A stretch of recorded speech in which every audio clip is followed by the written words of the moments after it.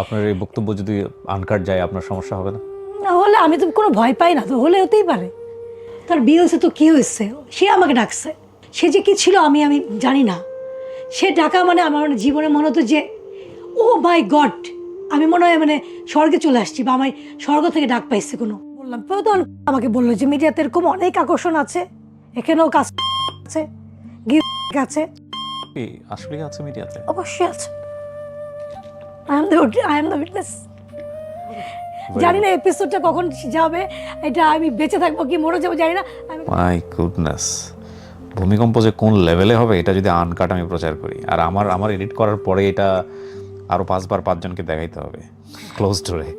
মাই goodness, unbelievable. আর episode যদি প্রচারিত হয়, আমাকে যদি কেউ মেরে ফেলে অবাক হওয়ার কিছু নাই। আর আমি যদি মরেও যাই, কেউ যদি আমাকে মেরেও ফেলে, আমার পিছুটা আর নাই। সালামু আলাইকুম প্রিয় দর্শক এবং শ্রোতা, আপনাদের সবাইকে আমন্ত্রণ জানাচ্ছি লাইফের একটি এপিসোডে। আজকে যাকে আপনারা স্ক্রিনে দেখতে পাচ্ছেন তাকে পরিচয় করিয়ে দেওয়ার দরকার নেই। আমরা আজকে রিমু আপাকে পেয়েছি। আপনার ডাকনাম কি রিমু? রিমু রোজা খন্দকার। হ্যাঁ সেটা আমি জানি, কিন্তু ডাক কি সব নাম সবাই রিমুই বলে। সো আপা, আপনি কেমন আছেন? জি আলহামদুলিল্লাহ ভালো আছি, আপনি ভালো আছেন? জি আমি ভালো আছি। আমাদের অনুষ্ঠানের কিছু ট্র্যাডিশনাল নিয়ম আছে, লাইক আপনার এইজটা যদি আপনি একটু বলতেন। আমার বয়স 42। Right now 42। ওকে, জন্ম জেলা? ঢাকাতে। ঢাকাতেই জন্মগ্রহণ করেছেন। জি শুরু করেন, আপনার যেখান থেকে বলতে ইচ্ছা করে যেভাবে বলতে। তো আমি যখন জন্মগ্রহণ করেছি তো খুবই, আমার মা ছিলেন একজন অভিনেত্রী এবং তখনকার দিনের খুব সুপারহিট নায়িকা। বাংলাদেশে তখনও কারো নাম দিয়ে সিনেমা হয় নাই। তা আমার আম্মু হচ্ছেন প্রথম নায়িকা বা নায়ক বা অভিনেতা বা অভিনেত্রী যার নাম দিয়ে সিনেমা হয়েছিল, টাইটেল প্রিন্সেস টিনা খান। প্রিন্সেস টিনা খান আপনার মা? জি। তো আমার যতটুকু মনে আছে যে আমার আম্মু আমাকে নিয়ে প্রচুর শপিং করতে গেছে। বলে আমি একদিন থাকবো না, তো তোমার কি কি খেতে ইচ্ছা করতেছে বলো। তা আমি খুব চকলেটের পাগল ছিলাম, খুব চকলেট, আইসক্রিম। যদিও আমার ভয়েস হাস্কিটা ঠান্ডার জন্য না, বাই বর্ন এটা, আমরা দর্শকরা জানে সেটা। সেটাই। তো ওই আমি যেটা স্পয়েল যেরকম বলা যে সোনার চামচ মুখে নিয়ে জন্মগ্রহণ করছে। আমার আব্বা ছিলেন আর্মিতে, সেনাবাহিনীতে ছিলেন। ওকে।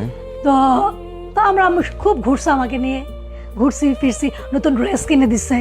আমি খুব চাউমিন খেতে পছন্দ করি, সে নিজে হাতে রান্না করে রেখে গেছে যে আমি আজকে যাব, কালকে সারাদিন থাকবো, থেকে পরশুদিন সকালে ব্যাক করবো, এরকম একটা রাতের জন্য। তো আমি ঘুমাই গেছি অ্যাজ ইউজুয়াল। সকালবেলা আম্মু যখন ঘুম থেকে উঠছে, আস্তে আস্তে আমি শব্দ পাচ্ছি, কপালে একটা চুমু দিয়ে গেছে। তা আমি আম্মুর হাত টেনে ধরছি যে আম্মু তুমি আমাকে নিয়ে চলো। তা আম্মু বলতেছে যে মা এখানে যাচ্ছি, আমরা 4 জন যাচ্ছি। মোর্শেদুল ইসলাম আঙ্কেল যিনি একজন নির্মাতা, উনি, ওনার ওয়াইফ ছিলেন মুন্নি আন্টি, আলমগীর আঙ্কেল, আম্মু। তো বলছে আমি আজকে যাব, কালকে চলে আসবো, তুমি দেখো। এই চলে গেছে। আমি সারাদিন খেলছি, আমার নানু ছিল বাসায়, মামারা ছিল, কাজের লোকরা ছিল। তো আমার যার মন চেয়েছে আমি ইচ্ছা মতো চকলেট খাইছি, স্পয়েল করছি। আর আম্মু যেদিন বাসা থাকে, আম্মুর বাথরুমটা হচ্ছে আমার কাছে সবচেয়ে মজার জায়গা, বিকজ ওখানে আছে শ্যাম্পু, সাবান, মনে করেন শাওয়ার জেল, বাথটব, পানির মতো ইচ্ছা মতো চুপায়, পানির মধ্যে বাচ্চারা ফেনা করে ফেলানো সাবান দিয়ে, ওইটা করা। আমি 3-4 ঘন্টা আমি গোসলই করছি। আমাদের কাজের লোক, আমার নানি বা আমার মামারা কেউ টেনে আমাকে উঠাতে পারে না। আজকে আম্মু যেহেতু বাসায় নেই, আমরা আজকে খুব পিকনিক মুডে ছিলাম। আমি খুব। আপনি একাই সন্তান? আমার আম্মুর একাই ছিলাম। ওকে জি। তারপর আমার আব্বা তো দেশের বাইরে চলে গিয়েছিলেন, আর্মিতে ছিলেন। উনি ট্রেনিংয়ে পাঠিয়েছে বা নাকি বাংলাদেশ গভর্নমেন্ট থেকে পাঠিয়েছিল, নাকি উনি সৌদি আরব গিয়েছিলেন। তো সকালবেলা ঘুম ভেঙে গেছে আমার যে আম্মু তো চলে আসার কথা, সকাল 10টা বাজে। তো একটা টাইমে যেয়ে না কলিং বেল বাজছে। আমি বলছি ঠিক আমার আম্মু আসছে। তো আমি যে দরজা খুলতেছি না, আমি রেগে গেলে আম্মুকে বলতাম কি মাংকি, মাম্মি, মা, আম্মু, মাংকি। মাংকি তোমার আজকে পানিশমেন্ট, তোমাকে ঢুকতে দেবো না বাসায়, তুমি বাইরেই থাকো। তো অনেকক্ষণ দরজা পাশে থেকে তো সেটা কেউ শুনছে না, কারণ কাঠের দরজা তো শোনা যাচ্ছে না। অনেকক্ষণ দরজা নাড়ছে। পরে একটা টাইমে যে আমার মামা এসে খুলে দিল। আমার নানিও তখন ছিলেন। তো বললো যেরকম টিনা আপার অ্যাক্সিডেন্ট হচ্ছে, আমাদের ফোন আসছে, গতকাল রাতেই হয়েছে, তো ঢাকায় ওনার বডি আনা হচ্ছে। তা আমি একটু কিছু তো শুনি না। আমি যখন দেখছি যে আম্মু নাই, তা আমি রাগ করে আবার রুমে চলে গিয়ে দরজা বন্ধ করে দিছি। আমি আর শুনি নাই যে কি বলছে। ইনফরমেশন ওটাই ছিল যে ফোন আসছে, একজন ফোন করেছিলেন যে ওনার অ্যাক্সিডেন্ট হয়েছে। ওটা ছিলেন আখতারুজ্জামান, প্রখ্যাত পরিচালক, সাংবাদিক। আমার মামা ফোন করেছিলেন। তো আমার বাই দ্য ওয়ে আমার আম্মুর কোনো বড় ভাই ছিলেন না, আখতারুজ্জামান ছিলেন আমার মার বড় ভাই, গার্ডিয়ান এরকম। তো কতক্ষণ পরে আখতারুজ্জামান মামা আসছেন, এসে আমাকে নিয়ে যাচ্ছে, চলো যাই। আমি কোথায় যাব মামা? মামাকে আমি আগে থেকে চিনতাম, আমাদের মানে ফ্যামিলি যেহেতু, আমার মা নিজের বড় ভাইয়ের মতো শ্রদ্ধা করতো, ডাকতো। সাংবাদিক থেকে আমার আম্মুই কিন্তু ওনাকে পরিচালক বানিয়েছে। প্রিন্সেস রাখান কিন্তু উনিই পরিচালনা করেছিলেন। আমি কোথায় যাবো? এফডিসি যাব। তো ওখানে গেছি, যে দেখি যেরকম অনেক লোক, 2টা লাশ নিয়ে আসা হয়েছে। মানে 20 তারিখে সন্ধ্যার সময় ট্রাকটা ধাক্কা দিয়েছে, গাড়ি পানিতে পড়ে গেছে। তো উঠাতে 21 তারিখ হয়ে গেছে যখন লাশটা নিয়ে আসছে ঢাকাতে এফডিসিতে। তো 21 তারিখে আমার মামা নিতে আসছে আমাকে, যে আমি আম্মুর কাছে যাব। বলে হ্যাঁ চলো। আমি খুব সুন্দর একটা ড্রেস পরছি, আম্মু ড্রেস কিনে দিয়ে গেছে। বলে কি তুমি পড়ো। আমি তো আর জানি না যে সেদিন যে আমি কি দেখবো। তো ওখানে আম্মুর সব কলিগ থেকে আরম্ভ করে, সুচরিতা আন্টি থেকে আরম্ভ করে, শাবানা আন্টি থেকে আরম্ভ করে, ওয়াসিম আঙ্কেল, রাজ্জাক আঙ্কেল, সবাই এরকম আসছে। তো এরকম 2টা লাশ, আমি তখনও বুঝতেছি না যে কি হচ্ছে। তো নিপা মোনালিসা আন্টি একজন ছিল অভিনেত্রী, উনি আমাকে এসে আমাকে জড়ায় ধরে কাঁদতেছে। তা আমি না তখনও বুঝতেছি না যে কি হচ্ছে, খুব কাঁদতেছে। চলো তোমার আম্মুকে দেখাই। আমি আম্মু কি হয়েছে? যে আম্মু নাই। আম্মু নাই, আম্মু মুখটা স্মাইলি ছিল। আর হচ্ছে যেহেতু ট্রাকটা ধাক্কা দিয়েছে, গাড়িটা পানিতে পড়ে গেছে, আম্মু আর আলমগীর আঙ্কেল সামনে ছিলেন, পিছনে ছিলেন মোর্শেদ আঙ্কেল আর ওনার ওয়াইফ মনির আন্টি।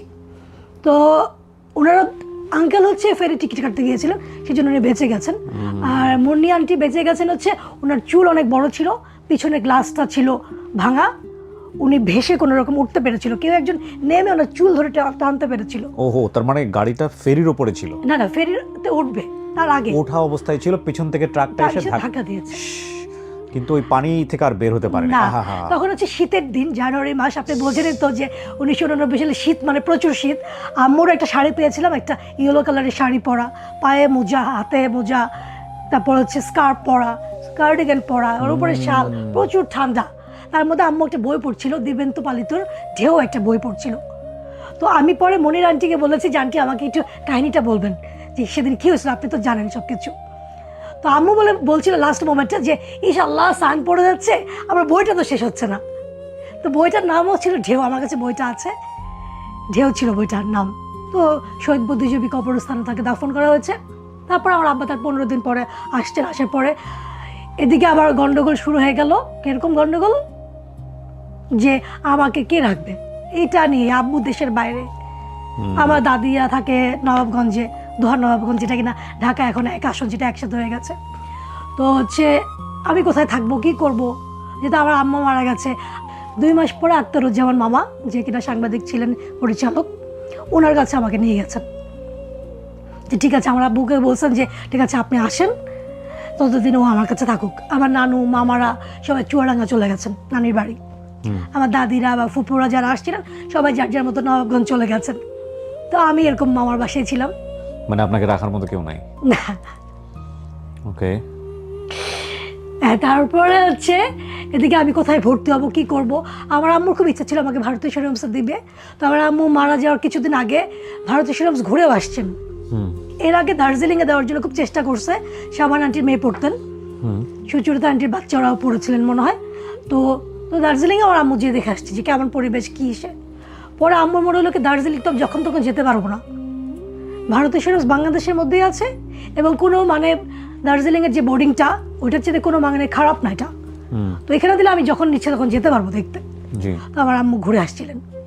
এদিকে আবার পতনের আন্দোলন শুরু হয়ে গেছেন, গণ অভ্যুত্থান, কি হবে কি না হবে। আমার আব্বু আবার খুবই কাছের ছিলেন, তেও পার্টি করতেন, খুবই কাছের ছিলেন। ওকে, একটু কফিটাকে এনে। জি জি প্লিজ টেক ইওর টাইম। তো যখন পতন হলো, স্বাভাবিক আমার আব্বুরা যারা কাছের ছিলেন ওনারা সবাইকে স্যাক করে দেওয়া হয়েছে। ওকে। এর 2 দিন পরে মামা আমাকে নারায়ণগঞ্জ নিয়ে গেলেন। তো আমাদের যে মিসেস জয়াপতি ছিলেন, হোয়াটস ইওর ফাদার রোল? তুমি কোথায়? ফাদার রোল দেশের বাইরে, এর মধ্যে গন্ডগোল, এর মধ্যে আমার দাদি খুব প্যারা দিচ্ছে বিয়ে দেওয়ার জন্য। মানে আপনার সাথে আপনার বাবার কমিউনিকেশন কি? আমার কমিউনিকেশন আমি কিছু জানি না। মানে বাবা আপনার সাথে যোগাযোগ করছে না? যোগাযোগ করছে না, সামহাও আবার করছে মামার সাথে, আমার সাথে দেখা খুব কম হচ্ছে। কেন? এদিকে সে হচ্ছে একটাই মাত্র মেয়ে আপনি। হ্যাঁ। না উনি বেঁচে আছেন? না, মানে 2021-এ করোনা তো আপনার মনে হয় না জায়গাটা একটা বড় একটা মিসিং, মানে কেন এরকম হবে? যে মিসিং হচ্ছে আর বাবার রোলটা অনেকেই ভাববে যে কেন সে এরকম। রাইট, এটা আমি এটার উত্তর নিজেও আছে বলবো। আপনার কাছে? আমার কোনো উত্তর নেই, এই জন্য যে আমার বাবা হচ্ছে তার মার জন্য পাগল, তার মা তাকে যা বলতে সব সন্তানই হওয়া উচিত, ঠিক আছে, ইটস ওকে, বাট আমার তো একটা বেবি আছে। হ্যাঁ। আর আপনার মায়ের দিককার ফ্যামিলির কেউ? আমার মায়ের দিকের ফ্যামিলি, আমি তো বললাম যে এখন যদি আমি বলি যে খুবই সত্যি কথা যেটা বলা হবে যে দে অল আর না, এবং খুব আমার মামারাও নানির যা, এবং আমার দাদা ছিলেন না, আমার দাদাকে আমি দেখি নাই, তো আমার ফুপুরা, যখন আপনি দেখবেন যে আপনার বাবা আপনাকে ভালো মতো নিচ্ছে না বা একটু কেমন জানি করছে, খাচ্ছে না, তখন পুরো ফ্যামিলি কিন্তু এরকম হয়ে যাবে। তারপরে আমি ভারতীয় স্টুডেন্টসে ভর্তি হলাম, বড় ক্লাসে উঠলাম, তারপর হচ্ছে ওই রুলসের মধ্যে চলে গেলাম, punctuality, discipline, neat and clean, আমার সব কাজ নিজের করা। প্রত্যেক মাসের হয় লাস্ট শুক্রবার গার্জিয়ানরা আসতো, তো আমার সেবার কেউ আসে নাই। আমি এত কাঁদছি। তখন আমাদের একটা টিচার ছিলেন অপর্ণা চক্রবর্তী, উনি আমাকে বেশিরভাগ গাইড করতো, ড্রেস এমনি করে পড়া, এটা করা কেমনে করে কি করতে হয়, হোমসের যে রুলসগুলো। তো একদিন উনি আমাকে ডেকে বলতেছে যে তুই কাঁদছিস কেন, তোকে বুঝতে হবে যে তোর পৃথিবীতে কেউ নেই, তোর বাবা থেকেও নেই, তোর চাচারা, ফুপুরা বা দাদিরা বা তোর নানি মামারা কেউ তোর খোঁজ নিতে আসে না, তুই কাঁদবি কার জন্য কাঁদবি বল? তুই মনে কর তুই একা, তোর কেউ নাই, তোর মামা কখনো আসলে আসবে, না আসবে, এভাবে চলবি। আমার বাবা ততদিনে বিয়ে করে ফেলছেন, আমার স্টেপ মার রুলসই বলেছিলেন, পরে জানছি কন্ডিশন ছিল যে তার আগের ঘরের মেয়ে আসতে পারবে না আমাদের সংসারে, এবং তারপর তার ছেলে হয়েছে। আমার দাদি তো আরও বেশি খুশি, এখন আমি রিমু থাকলে কি না থাকলে তাতে কিছু যায় আসে না। এদিকে আমার দাদার বাড়িতে আমার মা বিশাল বাগান বাড়ি, পুকুর কিনছিল, ওগুলাও নাই।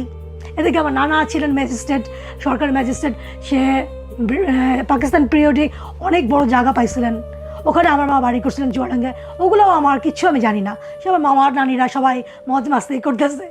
এদিকে যে আমার লাইফ কি যাচ্ছে, যে আমার আমি ভারতীয় স্টুডেন্টসে যাওয়ার পরে আমি প্রথম ঈদ হবে, আমি ঈদে যাব, আমাদের যে মিসেস সাত্তার যে টিচার ছিলেন উনি আমাকে ডাকছে যে কালকে তো সবাই চলে যাবে, সবার গার্ডিয়ান আসবে, ঈদের ছুটিতে চলে যাবে, ওনার অফিস রুমে ডাকছে। আমি গেছি, একটা লাল স্কার্ট আমাকে ধরাই দিছে, টপস আর স্কার্ট, এটা তুই ঈদে পরবি।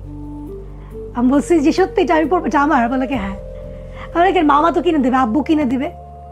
বলে কি যে সে দিবে কি না দিবে তা জানি না, এটা আমার তরফ থেকে। সে বলছে সত্যি আমার কোনো ড্রেস ছিল না, আমার টিচারের ড্রেসটা আমি পরেছিলাম। তো এইটা হচ্ছে কাহিনী। তারপর এই তো ভারতেশ্বরী হোমস, তারপর ভারতেশ্বরী হোমসে ম্যাট্রিক করলাম। ম্যাট্রিক করার পরে 3 মাস ছুটিতে আমি প্রথম আমার দাদার বাড়ি গেছি। এর মধ্যে আমার এই যে ভারতেশ্বরী হোমসের যে জার্নিটা 90 থেকে 96, তো খুব বেশি আমি 2 বার দাদার বাড়িতে গেছি। তাও আব্বু যখন আসছিল আমাকে দেখতে, আমি জোর করে গেছি। যতবারই গেছি আমার স্টেপ মা আমাকে দেখে বাসায় থাকে নাই, আমার আব্বু জোর করে আমাকে কাউকে না কাউকে দিয়ে ঢাকায় পাঠিয়ে দিয়েছে মামার বাসায়।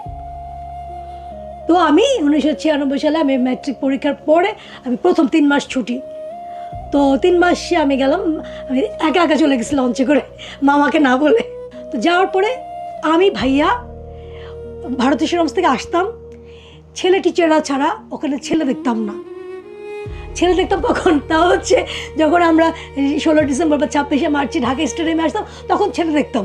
ছেলে কাকে বলে দেখতাম, ছেলেরা আমাদের দেখার জন্য পাগল হয়ে দেখতে, বিকজ আমরা মিনি স্কার্ট পরতাম, শার্ট পরতাম, টাইট, আমাদের ড্রেসই ছিল ওরকম। তো এগুলো দেখার জন্য কিন্তু সবাই পাগল দেখতো, ভারতেশ্বরী হোমস কখন আসবে। আমরা যখন নামতাম যে এখন ভারতেশ্বরী হোমস আসবে, সবাই এত চেয়ার হইতো, এত মানে কথা হতো। তো আমি ছেলে কাকে বলে আমি দেখি নাই। তো 1996 সালে যখন আমি গেলাম 3 মাসের বেড়াতে গেলাম, তো প্রথমে গেছি, যাওয়ার পরে আমার এক কাজিনের সাথে দেখা হলো। তো এদিকে আমার স্টেপ আমাকে রাখবে না, আমার দাদি কিছু বলতে পারে না। তখন আমার চাচাতো ভাই এবার যে ঢাকা থেকে এবার যে নমিনেশন পেলো, সে আমার স্টেপ মাকে ম্যানেজ করছে, চাচিও তো আসছে, থাকুক না কিছুদিন, ঘুরে যাক। তো জীবনের প্রথম প্রেমে পড়া। ও মাই গড,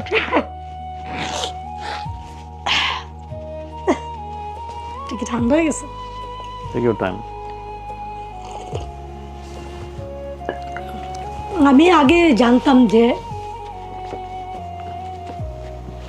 ঘামটা মুছে নিয়ে যাই, শিওর। তো হোমসে থাকা গেলে আমি হুমায়ুন আহমেদের বই পড়ছি অনেক। 3 গোয়েন্দা আমার খুব ফেভারিট ছিল। কেউ না কেউ কারো গার্ডিয়ান আসলে প্যারেন্টস যাতে আসতো, তখন হুমায়ুন আহমেদের কি বেরোছে দিয়ে যেত, 3 গোয়েন্দা দিয়ে যেত কোনটা বেরোইছে, ওখান থেকে নিয়ে নিয়ে চুরি করে পড়তাম। আমিও একটা বই ধরলে শেষ না করে থাকতাম না, শেষ করতে হবে আমার। তো ওই হুমায়ুন আহমেদ পড়ে পড়ে প্রেম জাগা। তো প্রথম আমার এক কাজিনের প্রেমে আমি পড়ছি, সে আমাকে বিভিন্ন জায়গায় নিয়ে যেত। তো এরকম এদিকে ম্যাট্রিক রেজাল্ট হলো, আমার আবার ভারতীয় সিনেমাতে যাওয়ার টাইম আসলো, কিন্তু আমি আর ভারতীয় সিনেমাতে যাইনি। ওকে, কেন? প্রেমের টানে। ওখানে গেলে আবার 2 বছর আটকে থাকতে হবে, যদি আবার ফেল করি তার মধ্যে 3-4 বছর আসতে পারবো না। এখন যদি আমি এখন এখান থেকে আমি চলে যাই, আমার দাদার বাড়িতে আমাকে আর কেউ আবার নতুন করে আমাকে কেউ রাখবে না। এখন তো মোটামুটি আমি সেটেল হয়ে গেছি, এরকম লাগছিল প্রেমে পড়ে, যে মনে হয়েছে যে এই লোকটা আর কেউ না থাকুক, এই লোকটা তো আমার জন্য আছে। তো তারপরে মামা আমাকে জোর করে ভারতীয় সিনেমাতে নিয়ে গেছে, ভর্তি করাইছে, কিন্তু আমি আর পড়ায় মন বসে নাই, আমি আবার চলে আসছি। তখন আমাকে ট্রান্সফার সার্টিফিকেট যেটা করতে হয়, টিসি দিতে হয় বা ভর্তি হতে হয়। তো ওই যার প্রেমে আমি পড়ছিলাম, তো সে আমাকে সব ম্যানেজ করে দিছে। ওকে। তো ঢাকা লালমাটিয়াতে ভর্তি হয়েছে, তারপরে লালমাটি মহিলা কলেজ। থাকতেন কার কাছে? Girls hostel. জি। এবং আমরা প্রেমও করতাম, পড়তাম এই। তারপর একটা টাইমে যখন আমি বললাম যে এরকম বিয়ে শাদী বা এটা ওইটা, 8 বছর হয়ে গেছে আমাদের প্রেমের, 8 বছর হয়ে গেছে। আমি যখন তাকে বারবারই বলি যে বিয়ে শাদী করবো না, আমরা এরকমই থাকবো, আর কতদিন আমি হোস্টেলে থাকবো বা এরকম কি করব। তারপরে টাকা লাগতো, সে আমাকে দিত টাকা। আমার দাদিরা বা অনেকে আমাকে না করছে যে ফ্যামিলির মধ্যে প্রেম করো না, এটা ঠিক না। আর ওদের যে ফ্যামিলি, যাদের সাথে তার যে প্রেমে আমি পড়ছিলাম, তারা একটু অন্য টাইপের, খুবই গোড়া। আমার আম্মুকে প্রথমে মেনে নেয় নাই, অভিনেত্রী ছিল, আর তার মেয়েকে যে মেনে নিবে এটা তো কোনো কখনো না, অ্যাবসার্ড। পৃথিবী এপার থেকে ওপার হয়ে যাবে, ওরা কখনো এরকম করবে না। তো আমাকে সবাই না করছে, যে না করতো তার মনে হতো যে সে তো আমার ভালো চায় না, দেখ কেউ আমার ভালো চায় না। মামা আমাকে বুঝাচ্ছে আমি মামার ভালো চাই না, মামা আপনার বাসায় আমি থাকবো না।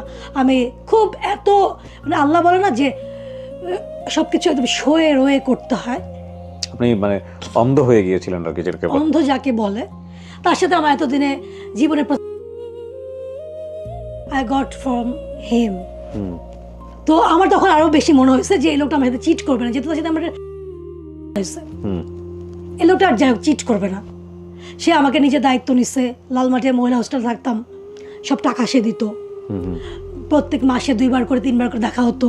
যখন যেখানে সে যদি বলতো এখন দিন, রাত্রে আমি দিনই বলতাম, দিন রে বলতো, যখন রাত যে সে যা বলতো আমি তাই একদম।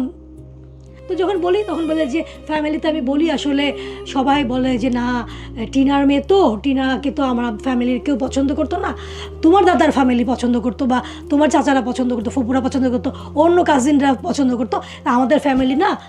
তখন কিন্তু আমি মিডিয়াতে আসি নাই, নর্মাল একটা মেয়ে, মানে টিনার মেয়ে আমি, টিনা আমার মা।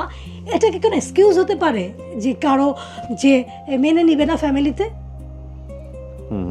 কোনো এক্সকিউজই হতে পারে না। ইডেনে ভর্তি হয়েছে ফার্স্ট ইয়ারে, অনার্স ফার্স্ট ইয়ারে পলিটিক্যাল সায়েন্সে। ওকে, তারপর আমি এত ডিপ্রেশনে চলে গেছি, আমার না তখন একটা হরমোনাল ডিসঅর্ডার তো হয়। আমি এখানে সরি ফর দ্য ইন্টারাপ্ট, কারণ গল্পটার বাঁক তো অনেক দূর চলে যাবে সামনে। আমি শুধু চিন্তা করছি, ধরুন ওনার মা যদি বেঁচে থাকতো বা ওনার বাবার গাইডেন্সটা যদি ওনার উপরে থাকতো, তাহলে কি ওনার জীবনে এত বড় ডিজাস্টারগুলো এত ইজিলি আসতে পারতো? That's a big question. যতটাই চ্যালেঞ্জিং হোক না কেন, একটা টিনেজের বয়সে কিন্তু একটা মেয়ে বা একটা ছেলেরা অনেক বেশি পরিমাণে এই জিনিসগুলোতে অনেক ডিপলি মোটিভেটেড থাকে। কাউকে ভালো লাগলে তার সেই পৃথিবী হয়ে যায়, তাকে ছাড়া অন্য কিছু চিন্তা করতে পারে না।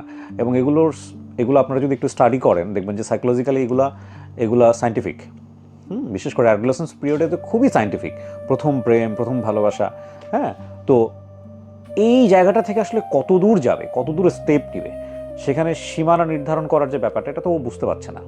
আমি বুঝতে পারছি না, আমাকে আমার বাবাও অনেক সময় না করেছে, আমার দাদি না করেছে, আমার না, এই না cousin করার না বিষয়টা করেছে। আমি বলি, আপনার বাবার জায়গা থেকে আমি বলি, উইথ ডিউ রেসপেক্ট, আপনার বাবার নাটা আপনি শুনলে না শুনলেই বাকি, আমার কিছু যায় আসে না। এক্স্যাক্টলি, কারণ বাবা যে আমার লাইফে অনেক বড় গুরুত্বপূর্ণ একটা ব্যক্তি, সেটা কিন্তু ওনার গল্পে আসছে না না। আসে নাই। মা তো মিসিং, মা নাই, আর বাকি থাকে যারা, ওনারা ততদিনে উনি বুঝিয়ে গিয়েছিলেন আমার ব্লাড রিলেটেড কেউ আমার উপর অতটা ইম্প্যাক্ট ক্রিয়েট করে না, সুতরাং আমার ডিসিশন আমিই নিব। হ্যাঁ, এবং আমার ডিসিশন আমি নেয়ার ক্ষেত্রে যে এত বড় একটা ভুল ডিসিশন নিচ্ছি, সেটা ওই বয়সে মনে হচ্ছে না, এটা একটা ফ্যাক্ট। জি, তারপরে একটা টাইমে আমি খুব অসুস্থ হয়ে গেলাম, বিকজ হরমোনাল ডিসঅর্ডার হয়, অনেক রকম সময় হয়, বা এরকম একটা একটা একটা ধকল গেছে, এটা একটা হয়। পরে বলে কি আমি অনেক বোঝানোর চেষ্টা করছি, ফ্যামিলি থেকে মানছে না। তারপর অনেক দিন সে আমার সাথে কোনো যোগাযোগ করে নাই, প্রায় 8-9 মাস। আমি জানি না, আমার খাওয়া দাওয়া লেখাপড়া সব কিছুই বন্ধ, মানে ওই সময়টাতে খরচও দিত না কিছুই না। তারপর একটা টাইমে শুনলাম যে ও বিয়ে করে ফেলছে, হুট করে, ফ্যামিলি থেকে ওকে বিয়ে দিয়ে দিচ্ছে ওকে। হুট করেই। হুম। আপনার ফ্যামিলি থেকে আপনার বাবা কোনো যোগাযোগ করেনি ওই সময়টা? আমার আব্বা বলছে যে তুমি গেছিলা কেন, না করছে না তোমাকে সবাই? তো হচ্ছে যখন আমি বললাম যে আমার আব্বাকে বললাম যে আব্বু ওরা এরকম করছে, এরকম এই সেই, বলে কি যে হ্যাঁ এটা দিতে করবেই, তোমাকে তো সবাই না করছিল, তুমি শোনো না, কারণ না তো ভাবছিলা যে পৃথিবী মানে ওই একা পৃথিবী, তোমার আমরা তো কেউ না। এই গল্পটা বিশেষ করে টিনেজার বাচ্চা যারা আছেন, মেয়েরা যারা আছেন, ছেলেরা যারা আছেন, একটু মনোযোগ দিয়ে শুনেন। এবং ভুল আসলে অন্যের ভুল থেকে যদি শেখা যায়, তাহলে ওই ভুলটা নিজের জীবনে না করাটাই বেটার। সে বিয়ে শাদী করার পরে কিছুদিন পরে এসে সে আমাকে নক করেছে, সে আমাকে দেখা করতে চায়। তারপরে আমি যাব কি যাব না আমি জানি না, আমি তো তার বিয়ে হয়েছে তো কী হয়েছে, সে আমাকে ডাকছে। ও এক ধরনের হিপনোটাইজ ছিল, মানে সে যে কি ছিল আমি জানি না। সে ডাকা মানে আমার মানে জীবনে মনে হতো যে ও মাই গড, আমি মনে হয় মানে স্বর্গে চলে আসছি, বা আমি স্বর্গ থেকে ডাক পাইছি কোনো। প্রেম এরকমই হয়, যদি কথাটা একদম চরম পর্যায়ের ভুল, কারণ যে প্রেমের রেসপেক্ট থাকে না, সবসময় ইলিউশনিস্টিক ব্যাপার থাকে, সেই প্রেম ডেঞ্জারাস। ইলিউশনে ছিল, সে যে ডাকতো আমাকে মনে হতো যে সে যদি আমাকে বলতো যে তো বিষ খাও, আমি মনে বেশি খাইতাম। এবং সে আমাকে বলছে যে তুমি লেখাপড়া করতে চাও, তো আমি বললাম যে হ্যাঁ, আমার লেখাপড়া করাটা আমি ছাড়তে চাইনি। তো তার সাথে আমি টাইম স্পেন্ড করবো, সব ধরনের কোয়ালিটি টাইম স্পেন্ড করবো, এটা এক ধরনের আমার ইয়ে ছিল যে আমার লেখাপড়ার প্রতি একটা লোভ ছিল, যে তার সাথে থাকলে মনে হয় আমি লেখাপড়াটা করতে পারবো। সে আমাকে যে টাকাটা দিচ্ছে, সে শুধুমাত্র আমাকে ভালোবেসে দিচ্ছে না, আমার লেখাপড়ার খরচটাও দিচ্ছে। আমি খুব পজিটিভ ওয়েতে ধরছি, আমি কোনো নেগেটিভ ওয়েতে ধরি নেই। তার সাথে থাকলে আমি মাসে মাসে টাকাটা পাবো, সেটা দিয়ে আমি আমার যাওয়া আসা, আমার কাপড় চোপড় বলেন, আমার বই খাতা বলেন, আমার টিউটোরিয়াল ফি বলেন, কলেজের ফি বলেন, সব দিতে পারবো আমি। লেখাপড়াও কিন্তু একটা মোহ ছিল আমার, যে ওর সাথে থাকলে আমি লেখাপড়া করতে পারবো, ও আমাকে সাপোর্ট দিবে। অন্য কেউ আমাকে হলে আগে আরও বিয়ে দিয়ে দিত। কারণ আমি যখন আমার দাদার বাড়িতে চলে গেছিলাম, তখন আমার অনেক বিয়ের প্রস্তাব আসছে, অনেক ভালো ভালো, যে ম্যাট্রিক পরীক্ষা পরে মেয়েদের বিয়ে হয়ে যায় না, দেখতে যে সুন্দর। আল্লাহ শুনছি যে এই মজ্জেম চাচার মেয়ে আসছে, বা মজ্জেম আঙ্কেলের মেয়ে আসছে, বা অনেকের আব্বুর নাম বলতো যে খন্দকার সাহেবের মেয়ে আসছে। তো এরকম আমার এত বিয়ের প্রস্তাব আসছিল, সে আমাকে ওই যে ডাইভার্ট করে সে ঢাকায় নিয়ে আসলো, যাতে আমি অন্যদের কথা না শুনি, কোনো ভালো জায়গায় আমার বিয়ে হোক সেটাও সে চায় নাই। আমাকে বলছে তুমি তো লেখাপড়া করতে চাও না, হ্যাঁ, তো আমার সাথে থাকলে তুমি শুধুমাত্র পাবা, অন্য জায়গায় বিয়ে হবে, তোমাকে সংসারে বাচ্চা কাচ্চা হবে, সংসারে লেখাপড়া কেউ তোমাকে করাবে না। সে আমাকে এটাও মাথায় ঢুকাইছিল। জি, আপনাকে ওনার বিয়ের পরে ডেকেছে বা কিছু একটা, ওই গল্প ছিলেন? হ্যাঁ। তো বিয়ের পরে যখন ডাকছে, তো আমি গেছি, আমি বললাম যে হ্যাঁ বলো, আমি জানি, আমি বুঝতে পারছি তোমাকে জোর করে বিয়ে দিয়ে দিয়েছে, তাই না? ওর কিছু বলার আগে আপনি বলে দিচ্ছেন আমাকে এই জন্য তুমি মনে হয় আমার সাথে যোগাযোগ করতে পারো নি। বলে কি না, আমাকে কথা বলছে ওর ভাই, চলে ইমিডিয়েট বড় ভাই বলছে যে ভাই বলছে যে যদি তুমি এরকম ওকে বিয়ে করো, তাহলে আমাদের বিজনেস থেকেও তোমাকে আমি ডাইভার্ট না, কি বলে এটাকে, বাদ দিয়ে দেবো। কোনো ফ্যামিলির কোনো সম্পদও তুমি পাবা না, কোনো কিছুই পাবা না। তো এখন একমাত্র তোমার সাথে আমি যোগাযোগ রাখতে পারবো আমি যদি একটা বিয়ে করি, আমি যেন বিয়ে করছি রিমু। পরে আমার কেন জানি না সেদিনকে আমার কোনো বুদ্ধি খুললো বা কিছু খুললো কিনা জানি না, এই কথাটা যখন সে বললো না, আমি তাকে কিছু না বলে আমি চুপচাপ, আমরা লালবাগের কেল্লায় দেখা করতাম, এমনি দেখা করতাম লালবাগের কেল্লায়। প্রথম ওনার বিয়ের পর একদিন দেখা হচ্ছে, সেকেন্ড যেদিন আরেকবার ডাকছি, সেদিন লালবাগের কেল্লা ছিল। সেদিন যখন সে আমাকে খুলে বলতেছে যে না আমি পারছি না, এই না সেই না অনেক কিছু, এখন থেকে প্রতিদিন যোগাযোগ থাকবে, তুমি নাম্বারটা চেঞ্জ করে ফেলো, একটা মোবাইল দিয়ে গেলো, সিম দিয়ে গেলো, চেঞ্জ করে দিল নাম্বার। এই যেটা ও ছাড়া আর কেউ জানবে না পৃথিবীতে। তো ও বলতেছে যে তোমার তো অনেক খরচ বাকি আছে। আমি বললাম কলেজে তো আমি যাই না, আমার তো 1 বছর গ্যাপ এমনি হয়ে গেছে অনার্সে, বলে কি আবার নতুন করে শুরু করো। কোন সাবজেক্ট ছিল? Political science. ওকে। তো বলে নতুন করে শুরু করো, আমার যা যা তোমার কোথায় কিছু ডিউ আছে কিনা বলো, আমি দিয়ে দিচ্ছি এই সেই। সেদিন সে আমাকে মোটা অঙ্কের একটা টাকা আমার হাতে দিচ্ছে, দিয়ে চলে গেছে। এর কতদিন পরে জানি কি হয়েছে, একটা সামহাও যে আমি নতুন করে আবার ইডেনে ভর্তি হব, তো গার্ডিয়ানের একটা সিগনেচার লাগবে, আমি কার দিব কি করব, তাকে আমি বসলাম। সে তখন বলছে ঠিক আছে তাহলে তুমি ফর্ম নিয়ে আসো, লালবাগের কেল্লা আমরা বসি। তো ওখানে সে আসছে, আমাকে সিগনেচার সব কিছু ফর্ম টর্ম ফিল আপ করে দিছে। তো সেদিন আমাকেও বলতেছে যে রিমু আমি হয়তো সেদিন এই জিনিসটা কন্টিনিউ করতে পারবো না, আমি তোমাকে মাঝে মাঝে টাকা দিয়ে যাবো না। তখন সেদিন আমার মাথা খুললো কি খুললো না আমি জানলাম না। সেদিন না আমি ওর দিকে অনেকক্ষণ তাকাইছিলাম, কিবরিয়া ভাই যে এতদিন কাকে আমি ফেরেস্তা মনে করছি, কাকে আমি মনে করছি যে আমার সব আমার পৃথিবী আমার আক্তারের জন্য, আমার যে কিনা আমাকে না বাঁচলে আমি বাঁচতাম না। আমার ভারতীয় সেরফের ফ্রেন্ডরা বা আমার অনেক কাজিনরা, দুঃসম্পর্কের কাজিন হলেও কাজিনরা আমাকে বলছে যে এগুলো করো না। মামিরা বলছে আক্তারের জন্য, আমার ভাইয়ের বউরা বা ওনার ওয়াইফও বলছেন যেটা করো না, এগুলো কেউ মানবে না বা এগুলো ঠিক না। তো তখন আমি না ভাবলাম কি যে আমি কারে আমি তোদের পৃথিবী মনে করছি। আমি কিছু না বলে রিক্সায় উঠে আমি চলে আসছি। তখন আমি নিজে কী করলাম, মোবাইলও আছাড়তে ভেঙে ফেলছি, সিমও ভেঙে ফেলছি, মোবাইলই রাখবো না, রাখিনি আর। পরে আমার স্ট্রাগল আমি শুরু করলাম। প্রিয় দর্শক এবং শ্রোতা, আমাদের এই এপিসোডটি 2 দিনে রেকর্ড করা হয়। সো ইউজুয়ালি আমাদের ড্রেস দেখে আপনারা হয়তো বা একটু ভরকে যেতে পারেন যে না হঠাৎ করে আবার নতুন ড্রেস কীভাবে আসলো। আমরা একটা পার্ট যতক্ষণ আপনারা দেখে ফেলেছেন ততটুকুর পরেরটুকু আমরা আরেকদিন ধারণ করেছি। সো ওখান থেকে আমরা আবার কন্টিনিউ করছি। জি, তখন আমি মনে হয় যে আমার মনে হলো যে আল্লাহ হয়তো আমাকে ব্রেনে একটুখানি মানে নক করছে যে না, this is the time, you have to say no, everything has a limit, সব কিছু একটা লিমিটেশন আছে, তুমি অতিরিক্ত করে ফেলছো। কি করবো, অনেক চিন্তা ভাবনা শুরু করছি, পেপার ঘাটা শুরু করলাম, আমাকে কিছু করতে হবে, কিছু একটা করতে হবে, নিজের পায়ে দাঁড়াতে হবে। এভাবে করে আসলে যখন প্রেম ছিল তখন তো ভেবেছিলাম যে বিয়ে হবে, তখন একটা জিনিস আলাদা ছিল যে আপনি আমাকে টাকা দিচ্ছেন বা এটার পিছনে একটা রিজন ছিল যে ঠিক আছে আমি তো তার ওয়াইফই হব না। তারপর হচ্ছে একজনের মাধ্যমে খবর পেলাম যে আমার বাসার সামনে একটা কিন্ডারগার্টেন স্কুল আছে, বাচ্চাদের স্কুল, সকাল থেকে দুপুর 12টা 12:30 পর্যন্ত বাচ্চাদের পড়ে, আমি ইডেনে ক্লাস করতে যেতে পারবো। রাবিতা নামে একটা হোস্টেল ছিল, তো ওখানে ফিরে গেছে। ওখানে আমার একটা সিঙ্গেল রুমে আমি থাকতাম, তো হচ্ছে এবং রাবিতা যার নাম দিয়ে হোস্টেলটা, ওই বাচ্চাটাকে আমি পড়াতাম। আচ্ছা, এইটাই আমার আসলে প্রথম বেতন। আমার হচ্ছে পেতাম 1500 টাকা, আর ওর কাছে ওকে পড়াতাম যে আমি 500 টাকা, এই 2000 টাকা আমার সম্বল। আর বাবা তো আমাকে কিছু দিবে না, কখনো চায়ও নাই, দেয়ও নাই, তার কাছে চাওয়া আর হচ্ছে মানে কি বলে, মানে এটা আশা করাটাই ভুল আমার কাছে। তো 1 বছর করছি, করার পরে দেখলাম যে আসলে স্যালারি এত পোর, মানে হচ্ছে না, ক্লাস ঠিক মতো হচ্ছে না, বাচ্চাদের ছোটো বাচ্চাদের পড়াতে তো অনেক প্রেশার, মানে অনেক পেশেন্স লাগে, ধৈর্য লাগে, তো সব কিছু মিলে আমার পড়াটা ঠিক মতো হচ্ছে না।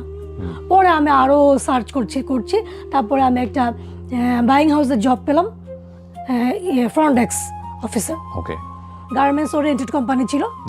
তো ওখান থেকে আমার একজনের সাথে পরিচয় হলো, সে আমাকে একটা ভালো জায়গায় বললো যে তুমি ওখানে যেতে পারো। তারপরে আমি শিফট হলাম 2 বছর পরে টেক্সটাইল, ওখানে আমি আমার এমডি স্যারের পিএস হিসেবে ছিলাম। তো তার যত মেল আসে এগুলো করেসপন্ডিং করা বা তার মিটিং ফিক্স করা, ওটা সবই আমি করতাম। তো আমি জব করছিলাম ভালোই, স্যার আমাকে নিজের মেয়ের মতো দেখতেন। কর্পোরেট জগতের অনেক কিছু আমি দেখে ফেলছি। কি হলো? যেমন হচ্ছে বায়ার আসতো স্বাভাবিক, তার আমি পিএস, তার সাথে আমাকে যেতে হতো অনেক জায়গায়। তো একটা বায়ার ছিলেন বেলজিয়ামের একটা বায়ার, তো সে আমাকে অনেক পছন্দ করতো, আমি আসলে জানি না, আমি ভাবতাম যে হেভি সুইট গার্ল, রোজা এরকম করতো, রোজা বলে ডাকতো, রোজাকে রোসা বলতো, রোসা বলে ডাকতো। তো এরকম যাওয়ার সময় না আমাকে $100 এরকম দিয়ে যেত। তাই আমি ভাবতাম যে হয়তো আমি গেছি, এদের একটা অভ্যাস কিছু কিনো বা এটা এরকম থাকে না। পরে 1 বার 2 বার 3 বারের বেলায়, এবং সেদিন ছিল আমার যতটুকু মনে আছে সিডর হয়েছিল, হচ্ছে কি যে সেদিন আমার প্রথম, আমি কোনোদিন 5 স্টার হোটেলের যে ডিনার বা এরকম একটা এনভায়রনমেন্ট আমি দেখি নাই। This is the first time. আমার মানে খুবই একটা ভালো লাগা ছিল যে আমি 5 স্টার হোটেলে তো মানে হচ্ছে গেলেন কিভাবে 5 স্টার হোটেলে? আমি গেলাম কি করে, স্যার যেহেতু উনি বললো যে এই কোম্পানির অনারে একটা পার্টি রাখছে, উনি ডিনার থ্রো করছে। ওকে এর মধ্যে একটা জিনিস স্যাম্পল মিসিং হয়ে গেছে, ওকে যে হচ্ছে আমি জাস্ট খালি আমার অফিসের গাড়ি নিয়ে যাব গাজীপুরে, যার 4টা স্যাম্পল, এরপর দিন সকালে ওনার ছিলেন ফ্লাইট ছিল আর্লি মর্নিংয়ে। হুম তো হচ্ছে তো আমাকে স্যার বললো কি যে সবাই তো এখন চলে গেছে, তুমি এক কাজ করো, তুমি আমার গাড়িটা নিয়ে যাও, তুমি জাস্ট খালি স্যাম্পলটা নিয়ে তা একবারে ডিনারে জয়েন করো। হুম যে দেখি যে স্যাম্পল রেডি হয় নাই, আমি যে কাপড় কাটাইছি 4টা কালারের 4টা সাইজ এরকম সব কিছু মিলে হতে হতে প্রায় 1:30-2টা বেজে গেল। ডিনার সব শেষ। এদিকে আমার স্যার আমাকে বলছিল যে, আমি স্যারকে বলছিলাম স্যার একটা যে ভালো জায়গায় যাবো, এরকম আমার তো ওরকম ভালো ড্রেস নাই। তো স্যার আমাকে টাকা দিয়েছিল, আমি খুব সুন্দর সুন্দর কিছু মনে আছে যে কোটের মতো কিনছিলাম। তো যেভাবে হয় আর কি, যে অফিসের যে মিটিংগুলো বা ডিনারগুলো যেরকম হয়। তো পরে এরকম ডিনার সব শেষ। আমার ঢাকায় ফিরতে ফিরতে দিকে দেখতেছি যে কারেন্ট চলে গেছে, কয়েক জায়গায় রেডিসনের সামনে গাছ পড়ে আছে। ওকে তো হচ্ছে পরে কোনো রকম যে পৌঁছালাম, পরে আমি মানে যে ছিলেন ফ্রন্ট ডেস্কে তাকে বললাম যে আমি ওনার সাথে দেখা করতে চাই, ওনার কিছু স্যাম্পল আছে, তো কালকে সকালের ফ্লাইট। বলে কি উনি তো ঘুমায় গেছে, আপনি রেখে যান। তারপর জাস্ট আপনি জানান যে আমি এসে দিয়ে গেছি, আমি জাস্ট এনশিওর হওয়া যে ঠিক আছে আমি দিয়ে গেছি, জাস্ট এটুকু বলবো যে স্যার আমি রেখে গেছি, আপনি নিয়ে নিন। এটা কাকে দিচ্ছেন, মানে বেলজিয়ামের ওই? বেলজিয়ামের জি উনি স্যাম্পল নিয়ে যাবেন, ওকে ওনার স্যাম্পলের ইস্যু ছিল এটা, বেলজিয়ামের বায়ার। বাইরে। ওকে এদিকে আমাকে যখন রিসেপশনে যে লোকটা ছিলেন বললো যে আমি রেখে দিচ্ছি, দিয়ে দিব না, একটু ফোন করেন, নিজে জেগে থাকে তাহলে ফোনটা ধরলে জাস্ট জানুক যে আমি আসছি, আমি দিয়ে গেছি, আমি আমার থেকে ক্লিয়ার হওয়ার জন্য। এর মধ্যে ফোন উনি ধরছেন, তো বললো কি যে আমাকে যেতে বলো রুমে। তা আমি বলছি রুমে যাব, তখন আমাকে রিসেপশন থেকে বলতেছে আপনার কাছে কি আইডি আছে, ভোটার আইডি? তা আমি বললাম কি যে ছিল না আমার কাছে, সত্যি কথাই। আমি বললাম না ছিল না। বলে কি না, ওনার রুমে যেতে হলে তো লাগবে। পরে উনি নিচে আসলো, এসে আমাকে নিয়ে গেছে সব। পরে ওখানে যাওয়ার পরে যা হলো, এটা আমি মানে একদমই এক্সপেক্টই করি নাই, বা এরকম হতে পারে। মানে he is like my father figure. এতদিন আমি তাকে যতবার দেখছি বা পছন্দ হয়েছে বা আমার সাথে ভালো ব্যবহার করছে, আমি ভাবছি যে তারা আছে না খুবই সুইট হয়, পোলাইট হয়, যারা ওনাদের কালচার বা ওনাদের বিহেভিয়ার তো তাই থাকে। তার কাছে তো আমি ডটার মানে কন্যার মতোই, তার বয়স ভালোই ছিল। তো সে আমাকে যে প্রপোজাল দিল বা দরজা বন্ধ করে দিল বা এটা ওইটা, আমি এক্সপেক্টই করি নাই। আমার বুক ধরপড় করতেছে, আমি কি করবো ও আল্লাহ, এখন তো ভোর 4টা বাজে। বলে কি I pay you more, I don't need, please I have to go, আমার যেতে হবে। দরজা খুলে আমি অনেক কষ্ট করে আমি দরজা খুলে বের হয়ে গেছি। তো এর মধ্যে সকাল হয়ে গেছে। পরে আমার এমডি স্যার, আমি সেদিন অফিসে যাবো না, উনি আমাকে ডেকে নিয়ে গেছে যে কী হয়েছে বলো, কী করছো আমার বায়ের সাথে? তুমি জানো আজকে যেই রাতে যে ডিনারটা হলো কত ইউরোর চুক্তি হয়েছে? আমি কত হতে পারে? মানে বাংলাদেশি টাকায় প্রায় 10 কোটি টাকা। তা আমি বললাম কি যে স্যার আপনি তো আমাকে মেয়ের মতো দেখেন না, আপনার কাছে কি বায়ের বড় নাকি আপনার মেয়ের সম্মান বড়, এটা আমাকে একটু বলেন। তার রুমে আমাকে জোর করে নিয়ে গেছে। আমি তো ভাবছি যে হয়তো নর্মাল থিং। তা আমি বললাম কি আমি ওনার প্রপোজালে রাজি হইনি, তারপরে কি আপনার সাথে সে ডিট ভঙ্গ করবে? বলে হতে পারে তাই। উনি ছিলেন পাবনার লোক, ওনারা একটু পাবনার ল্যাঙ্গুয়েজে কথা বলতো। তা বলছে স্যার আপনার কাছে কি ইম্পর্টেন্ট, বায়ার?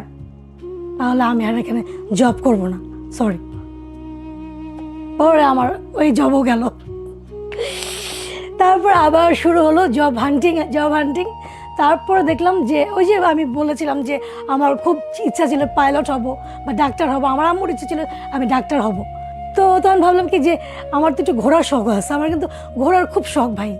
জানি না এপিসোডটা কখন যাবে, এটা আমি বেঁচে থাকবো কি মরে যাবো জানি না। আমি কিন্তু এভারেস্টে যাব, আমার অনেক দিনের ট্রেকিং করতে যাব। তো আমি জানি না, আমি বেঁচে থাকলে হয়তো মানুষ দেখবে, যদি মারা যায় এটা হয়তো দেখবে মানুষ যে তার আগে আমি বলে গেছিলাম। তো দেখলাম কি এয়ারলাইন্সে হচ্ছে কেবিন ক্রু নিবে। তো ওখানে আমি যোগাযোগ করলাম, মানে কি এয়ার হোস্টেস, হ্যাঁ। তো ওখানে আমি যোগাযোগ করলাম, যোগাযোগ করার পর ওখানে আমাদের ট্রেনিং হয়। এর মধ্যে হচ্ছে আমাদের যে মেন যে সেক্টরটা দেখে কেবিন ক্রুদের ট্রেনিং সংক্রান্ত যে ম্যানেজার, উনি দাদা। তো হচ্ছে ওনার আবার অনেক হট কানেকশন অনেকের সাথে আছে, তো আমি জানতাম না। তো উনি প্রায় বলতো কি যে তোমার আমাদের রাত হয়ে গেলে বা হয়ে গেলে উনি আমাদের মাঝে মাঝে নামায় দিত।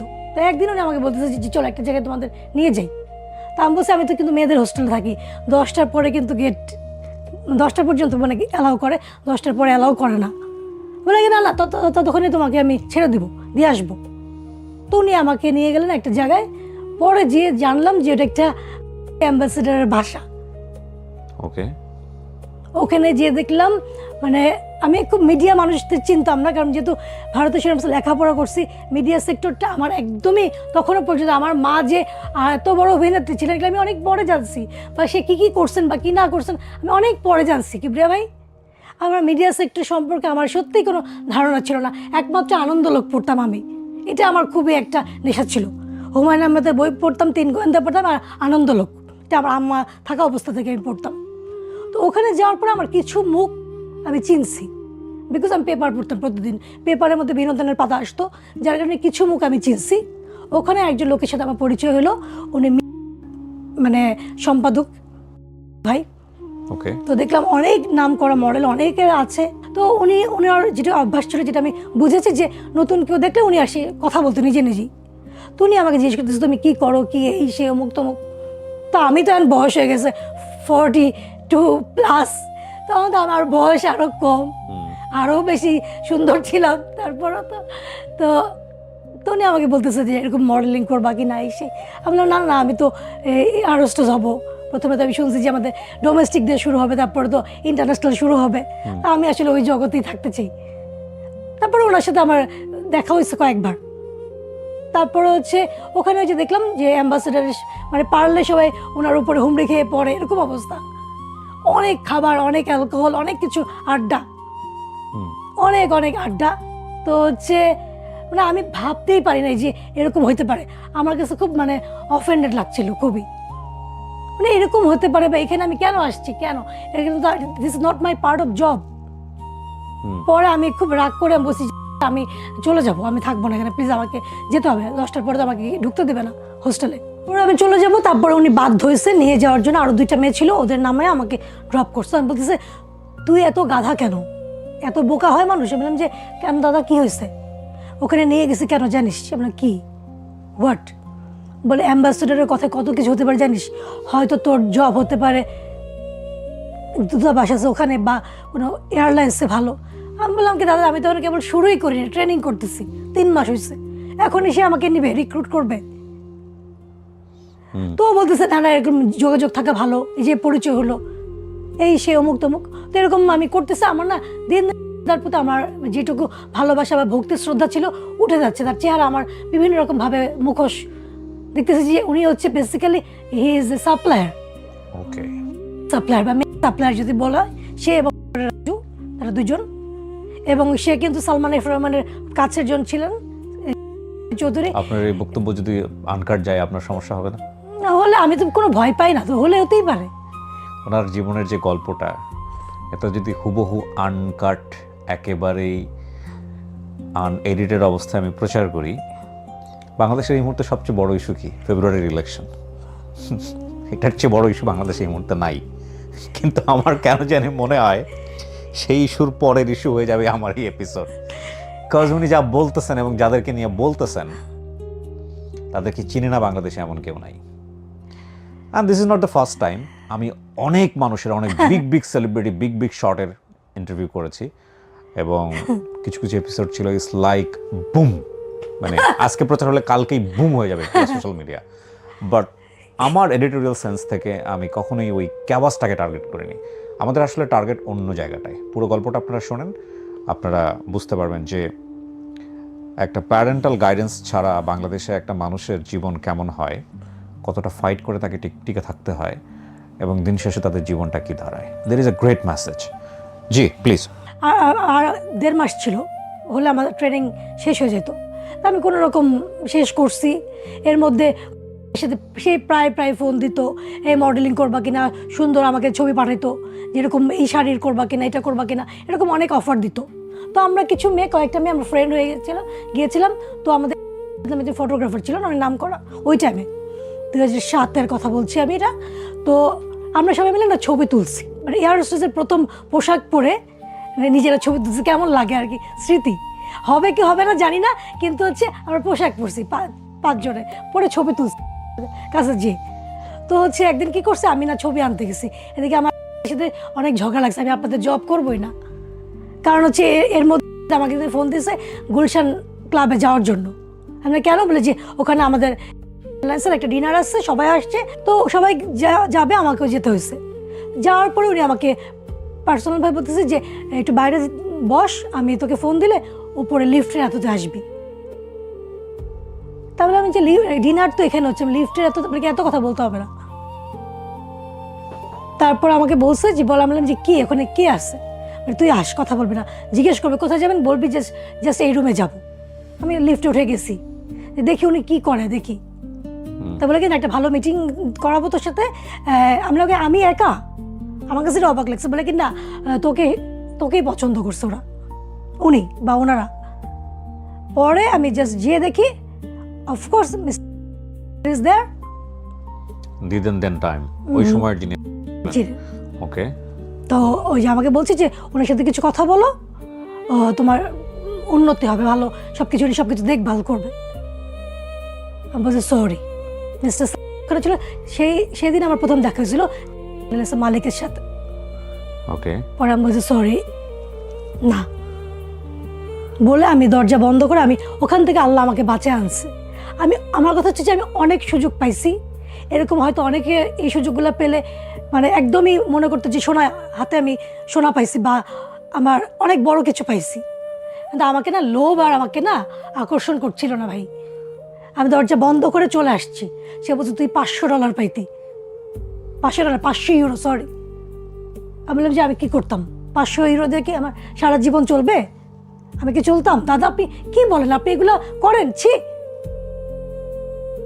বলে কি যা এত, আমরা এত মেয়ে এত সুন্দর সুন্দর, তাকে দেখে আমাকে পছন্দ করছে নাকি আমি ওনাকে রিফিউজ করছি? সেদিন চলে আসছি, তার এটা চোখে নজরে লাগছিল যে আমি ওখান থেকে রাগ করে যে চলে আসছিলাম, তার বাসা থেকে যখন চলে আসছিলাম। যে অনেকে হয় না যে এই মেয়েটা আমার কথা শুনলো না, আমি ওর সাথে কিছু করবই। কিছু মানুষ আছে না যে ইনফ্যাক্ট আপনার হয়তো বা ব্যাকআপটা ওরকম শক্তিশালী না, বা আপনার ব্যাক এন্ডে কেউ নাই, ওইটাও হয়তো বা জানতো। লাইক আপনার তো আসলে কোনো একটা অকারেন্স ঘটে গেলে আপনার কেউ দাঁড়ানোর নাই তো ভাই, কেউ কিছু হলে। কিন্তু আমার তো ওগুলা ভালো লাগে নাই, যে আমি নিজেকে তো অনেক মিস ইউজ করছে, আমার নিজেকে না আর মিস ইউজ করতে ইচ্ছা হয় নাই। এর মধ্যে আমার কি শাট ডাউন হয়ে গেল, বন্ধ হয়ে গেছে। একদিক দিয়ে আমার জন্য ভালো হয়েছিল, কি করবো এরপরে আমি কোথায় যাব? তো আমার খালি মনে আছে যে আমার আব্বার সাথে, আমার আব্বা পার্টি করতেন, আমার আব্বা পার্টির একজন লিডার ছিলেন, এবং তার সাথে আমার আব্বার একটা ভালো রিলেশন ছিল না, যেহেতু আমার আব্বা একই সমসাময়িক, ওনারা আমার আব্বা তার কাছের ছিলেন। 90 গণঅভ্যুত্থানের সময় অনেককে ফায়ার করা হয়, আমার আব্বা একজন তাদের মধ্যে ছিলেন, যে অনেক আর্মি মেজরদের ফায়ার করা হয় জব থেকে। ও আপনার বাবাকেও ফায়ার করা হয়েছিল। তারপরে আমার আব্বাকে আমি বললাম যে তোমার সাথে না ওনার, আমাকে একজন এর মাঝখানে আমি শুনছি যে এয়ারলাইন্সের লোক নিবে, এবং হচ্ছে এটার ওয়ান অফ মানে মেন ডিরেক্টর হচ্ছে। তো তখন আমার আব্বুকে আমি বলছি যে আব্বু তুমি কি তাকে বলতে পারো, আমার কাছে যেহেতু সার্টিফিকেট আছে বা আমি ট্রেনিং করছি, দরকার আবার ট্রেনিং করব, যে আমি কি কোনোভাবে এয়ারলাইন্সে আমি মানে চাকরি পেতে পারি কিনা, কারণ মামা চাচা খালা এই সমস্ত দৌড় ছাড়া আসলে কিছুই হয় না। তখন সে আমাকে বললো যে ঠিক আছে আমি কথা বলে দেখি। তারপরে আমার আব্বা হয়তো ওনার সাথে অনেকদিন তার টাচ আপে ছিল না, অনেকদিন যোগাযোগ ছিল না, তো আমার আব্বা হয়তো নাম্বার জোগাড় করছে, করে আমাকে বলছে যে তো এটা নাম্বার, তার সাথে যোগাযোগ করে তুমি যাও। তার PS ফোন ধরছে, আমি গেছি। প্রথম দিন যাওয়ার পরে সে আমাকে দেখছে, মাথা থেকে পা পর্যন্ত সবই দেখছে। হ্যাঁ ওকে, তুমি কার মেয়ে? মোয়াজ্জেমের মেয়ে। আচ্ছা হ্যাঁ, উনি আমার সাথে ইয়েতে ছিল, আর্মিতে ছিল। হ্যাঁ, এবং সে পার্টিরও আমাদের নবাবগঞ্জ থানার সে একজন লিডার। তো বললো ঠিক আছে, আমি শুনলাম যে কি ব্যাপার, আমি আজকে বেশি সময় দিতে পারবো না, তুমি আরেকদিন আসো, টাইম দিল। তো আমি তার এরপরে একদিন গেলাম, 3 দিন পরে। তো যে দেখলাম সেদিনও সে অনেক ব্যস্ত, রাত হয়ে যাচ্ছে। পরে আমি বললাম আমি নিজেই সেদিন চলে আসছি। তারপরে সে আমাকে আরেকদিন বললো যে ঠিক আছে, আমি তো তোমাকে 2 দিন টাইম দিতে বললাম না, তুমি আসো, সেদিন আমি একদমই ফ্রি থাকবো, তুমি আসবা। তো শীতের দিন 5টা বাজলে তো সন্ধ্যা হয়ে যায়। তা আমি লালমাটিয়া থেকে বনানী যাবো, 4টা 4:30 বেজে গেছে। তো আমি যেয়ে দেখি যে তার অফিসটা পুরোটাই ফাঁকা। ওনার গার্ডম্যান আছে, ওনার গেটকিপার আছে, আর হচ্ছে ওনার পিএস আছে। পুরো 3 তলা উপরে, মানে আরও ফ্লোর আছে, আমি জানতাম না। তো আমি গেছি বসছি, তার পিএস বলতেছে স্যার তো উপরে 4 তলা, তো আপনি ওখানে যান, স্যার আপনার জন্য ওয়েট করতেছে। তো আমি একটু একটু করে উঠতেছি না, আমি দেখি কি যে সব রুম টুম এরকম বন্ধ, ফাঁকা। আমার জানি কেমন লাগতেছে, আমার না এই যে ঘুসভাম হচ্ছে খুব, যে আমার না মানে বুকটা না কেমন যেন লাগতেছে, এরকম ফাঁকা। কারণ এর আগে আমি কিন্তু শুনছি যে উনি একটু লেডি কিলার, বা ওনার যদি কোনো মেয়েকে পছন্দ হয় উনি তাদেরকে হুক করতে অনেক কিছুই চেষ্টা করে। ও এর মাঝে একটা কথা আমি বলি নাই, সেকেন্ড দিন আমি যেদিন গেছিলাম সেদিন সে আমাকে একটা ড্রেস গিফট করছিল, ড্রেস ভাসাবি থেকে, এবং ওখানে দাম দেওয়া ছিল 35,000 টাকার একটা ড্রেস। সেকেন্ড দিন কারোর জন্য কেউ গিফট দিতে পারে, এবং ভাসাবি 35,000 টাকা দামের ড্রেস। তো আমি ওটা রেখেই তো চলে আসছি। তো আমাকে বলতেছে এই উপরে আসছো তুমি? তো ওনার কণ্ঠ আমি শুনতেছি। 2 তলা পারে 3 তলা গেছি, উনি নাই। 4 তলা যাওয়ার পর দেখি কি হালকা একটা মিউজিক হচ্ছে, খুবই মানে পিচফুল, খুবই এরকম। তো আমি তো মানে তখন আমার সত্যি কিবরিয়া ভাই, আমার মনে হচ্ছে কি যে ওয়াল্লাহ আমার এটা কি হচ্ছে, আমি মনে আজকে আমি গন মানে উনি যদি আমাকে অনেক মানে শুনছি যেগুলো, উনি যদি আমার সাথে সেই জিনিসগুলো করে, আমি কাউকে মুখ দেখাতে পারবো না, বা আমি কাউকে বলতেও পারবো না। কিন্তু এখান থেকে আর বাঁচার কোনো উপায় নেই, বিকজ হচ্ছে একটা রাস্তা, এবং তার গার্ডম্যান দেখে আসছি, তার পিএস আছে, গেট কিপার আছে, আরও লোক থাকতে পারে ভিতরে, অফিস স্টাফ ছিল না, বা ওনাদের দলের নেতারা থাকে, তারা কেউ ছিলেন না। পরে আমি বলে কি যে দেখলাম যে আমি জাস্ট এক কর্নার দেখছি যে উনি বক্সার পরা, খুবই শুয়ে আছে, এবং মানে মানে মানে he is waiting for me. তা আমি বলছি যে স্যার আমি বাইরে বসে, নিচে বসে, আমি না কথা, আমি সত্যি আমার যে এখন যেরকম গলা শুকায় আসতেছিল, তখন এর চাইতে কম হয় নাই, আর বেশি হয়েছে। আজকে আমাকে কেউ বাঁচাতে পারবে না। ও আল্লাহ, বলতেছে তুমি আসো। আমি বললাম কি স্যার আমার না অনেক পানি পিপাসা লাগছে। বলে এখানে সব আছে, আসো। আমি স্যার আমার ব্যাগের মধ্যে আছে, আমি পানিটা খেয়ে আসি। বলে কি এই করতেছে, এই করতেছে। আমি বললাম স্যার প্লিজ আমি আসতেছি, বলে যে আমি দৌড় দিছি, দোতলা থেকে ওনার পিএস বের হচ্ছে। কি হয়েছে আমি না নিচে আমি জিনিস রেখে আসছি বলে আনতে গেছি, এদিকে ওই লোকটা আবার উপরে গেছে যে কি জানি করছে, আমি কোনো কিছু তার স্যারকে আমি কিছু করছি কিনা বা কিছু হয়েছে কিনা, সে উপরে গেছে। এই মুহূর্তের মধ্যে আমি হচ্ছে ব্যাগ ট্যাগ সব ভুলে গেছি কি রাখছি কি না রাখছি। আমি গেট কিপারকে বলতেছি ভাই দরজাটা খুলে আমাকে বাঁচান। বলে কি কেন, কি হয়েছে? বলে প্লিজ ভাই, এদিকে গানম্যান শব্দ শুনতেছি, আমি উপর থেকে আমি ক্রাউড শুনতেছি, কথা শুনতেছি যে এই ও চলে যাচ্ছে কেন, ওকে ধরো, কি হয়েছে, ও সমস্যা কি, এরকম কথা কিছু আসতেছিল উপর থেকে। আমি খালি মানে প্রাচীরগুলো অনেক উঁচু, আমি প্রাচীর যদি পারতাম আমি লাভ দিয়ে যেতে পারতাম, কিন্তু কোনো ওয়ে ছিল না। আমি পারলে গেট কিপার যে ছিল না, আমার পায়ে ধরছি, ভাই আপনি আল্লাহর হস্তে, অন্ধকার হয়ে গেছে তখন। আমি বললাম ভাই আপনি আমাকে বাঁচান, আপনি আছেন, আমাকে কেউ বাঁচাতে পারবে না প্লিজ। ওনার ইন্টেনশন ভালো না, উনি এরকম বক্সার পর আমাকে রুমে যেতে বলতেছে। বলে কি যে না আমি পারবো না দরজা খুলতে। আমি জানি না, আমি এদিকে সময় খুব কম, হয় আমি খুব ভালো কাজ করে দিন কিছু করছিলাম, সেটা আল্লাহ আমাকে নিজের হাতে বাঁচাইছে, যে এই অল্প একটুর মুহূর্তে এই লোককে কনভিন্স করা, এই লোকের পায়ে পড়া, এদিকে গানম্যান আসতেছে, পিএস আসতেছে আমাকে ধরার জন্য, যে আমি যাতে বেরোতে না পারি। এর মধ্যে আমি জানি না ওই লোকের চাকরি চলে গেছিলো কিনা, বা লোকটার কী হয়েছে আমি জানি না, সে আমাকে দরজা খুলে দিছে। আমি দৌড় দিছি, কীভাবে আমি কোথায় গেছি আমি জানি না। আমি শুধু জানি যে আমার সম্মান নিয়ে আমি আমি আমি আসছি, আমি বাঁচতে পারছি, কারণ তার ইন্টেনশন কোনো কিছুই ভালো ছিল না। আমি অনেক কিছু বললাম না ওখানে, আমি আর অনেক কিছু দেখছিলাম, রুমটার মধ্যে রাখা অনেক কিছু দেখছিলাম।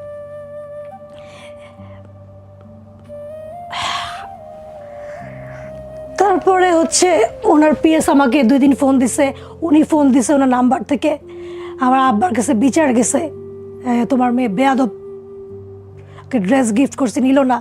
আমি একজন মুরব্বী মানুষ, ওকে বলছি যে সাথে আমি কথা বলবো, 2 দিন গেছে, এত মানুষ ছিল কথা বলতে পারি নাই। আমি ওকে একটু ফ্রি হয়ে কথা বলতে চাইছি, শুনতে চাইছি, সে মেয়ে এভাবে করে চলে আসছে। আমি না আকিবরে ভাই, আমি জানি না আমি যে কি করব, যে কয় জায়গা থেকে আমি বাঁচবো, কয় জায়গা থেকে আমি ফাইট করব। পরে একদিন কি হচ্ছে যে আমাদের যে 5 জন মেয়ে আমরা যে ছবি তুলছিলাম, তো একজন আমাকে বলছে যে এই চল আমাদের ছবিগুলো নিয়ে আসি। তো একদিন আমি হাঁটতে হাঁটতে, আমাদের ওয়াকিং ডিস্টেন্স ছিল লালমাটি থেকে ধানমন্ডি 27 ওনার অফিস ছিল, 27 না 32 তো হচ্ছে গেছি, তো যেরকম ছবি নিব, তো ওখানে যে দেখি যে একজন ভদ্রলোক বসে আছে, খুবই টেনশন। সে ছিল ফ্যাশন হাউসের মালিক। সে হচ্ছে পহেলা বৈশাখের কিছু কালেকশন শাড়ি ছিল অনেক, তো ওগুলা বসে আছে, ওনার মাথায় হাত, উনি হাঁটতেছে, এই সে অবস্থা। এদিকে আমি বলতেছি ভাই আমার ছবিগুলো দেন না, দেখি কেমন হয়েছে, এই সে অমুক তমুক। পরে ও কী হয়েছে, যে মেয়েটা আমাকে ফোন দিয়েছে যে ছবি তুলতে যাবো, এর মধ্যেও আমাকে ফোন দিয়েছে যে তুই একা যা, আমি আর একটু পরে আসবো। ওর বয়ফ্রেন্ডের সাথে দেখা করতে গেছে, তো আমি একা গেছি। তো ছবিগুলো নিয়ে আমার কাছে রাখতে বসে, আমার কাছ থেকে ও পরে পিক করে নেবে বা কালেক্ট করে নেবে। তো হচ্ছে আমি না এরকম একটু ওয়েট করো, আমি দিচ্ছি, ওনার একটা প্রবলেম আমি সর্ট আউট করি। পরে না ওনার নামটা আমি ভুলে গেছি, সরি আমার মনে নেই। উনি আমাকে বলছে দেখি যে আপনাদের ছবি দেখি কেমন, অনেকগুলো মেয়ে আপনারা কী করছিলেন বা কী, বলে কি যে বাহ সুন্দর তো, বলে কি যে আমার না মডেল আসে নাই, আপনি কি মডেল হবেন? কে আসে না, লাক্সের সুপারস্টার আসে নাই। সে বছরে যে লাক্স সুপারস্টার হয়েছিল সে বা ফার্স্ট 1 3rd যে কোনো একজনই হোক, তারা কেউ একজন আসে নাই। তো সেই শাড়িগুলো উনি আমাকে পরাইছিল। তো এরকম 3টা শাড়ি এরকম ওখানেই মেকআপ করে দিছে, ইয়ে করছে, করার পরে আমাকে না উনি একটা খাম ধরাই দিছিল। পরে আমি বাসের মধ্যে হোস্টেলে এসে দেখি যে 5,000 টাকা। তাহলে কি এরকম 3টা 4টা শাড়ি পরছি, এতগুলো টাকা পাওয়া গেছে। পরে এরকম করতে করতে যে আমার যে মামা, যে আখতারুজ্জামান মামা, তো মামার সাথে, মামা হচ্ছে স্ট্যানফোর্ডে তখন পড়ায়, স্ক্রিপ্টের উপরে পড়ায়। তো একদিন আমি গেছি, মামাকে বলছি মামা আমি এরকম মডেল হয়েছি, যে 5,000 টাকা পাইছি মামা। তো তখন তার 2টা স্টুডেন্ট আসলো, তো এরকম ওই যে থিসিস থাকে না, মানে প্র্যাকটিক্যাল হয় যে এরকম 10 মিনিট ডিউরেশনের শর্ট ভিডিও তারা বানাবে এরকম। তো এরকম বলতেছে যে 2টা সিন আছে, বোনের ক্যারেক্টার, তো কাকে করা এরকম, তো এখন একটু ভালো মতো মেক করতে হবে, যেহেতু আমি সে ওইটা মানে তার শেষ হয়ে গেলে সেও পরিচালক হিসেবে আর কি সে একটা ইয়ে পাবে, সার্টিফিকেট পাবে। তো আমার না কি জানি মনে হয়েছে, এর আগে মামাকে একদিন বলছিলাম মামা আপনি তো অনুদানে ফিল্ম করছেন, এর আগে মামা আমাকে পোকামাকড়ের ঘর বসে সিনেমা শুটিংয়ের সময় কক্সবাজার নিয়ে গেছিলো, ববিতা আন্টির শুটিং আমি দেখছিলাম। তো আমি মামারে বলছিলাম মামা আমার না খুব ইচ্ছা, মাঝে মাঝে ইচ্ছা করে। তো সেদিন না ফট করে আমার মুখ দিয়ে বেরোয় গেছে, আচ্ছা আমি কি করতে পারি, 2টা সিন কী বলতে হবে, আমার যেটা কেন বেরোয় গেছে আমি জানি না। পরে ওনার একটা শ্যুট হয়েছে, 2টা সিন ছিল। তো হচ্ছে আবার আমাকে বললো যে তুমি যাবা, ওই যে CGFB অ্যাওয়ার্ড হবে, যে ওখানে চলো, ওখানে তুমি একদিন যাও, তোমার গেলে ভালো লাগবে, আর তোমাকে আমি একজন ডিরেক্টরের সাথে পরিচয় করে দিব, ওনার অনেক ভালো, তোমার কি অভিনয়ের প্রতি মানে কোনো আছে নাকি, ইচ্ছা আছে নাকি? আমি বলছিলাম কি একটু আছে, অনেক সময় নাই, কিন্তু কারণ এর আগে আমি কোনোদিন অভিনয় কাকে বলে, অভিনয়ের শিখি নাই, দেখিও নাই।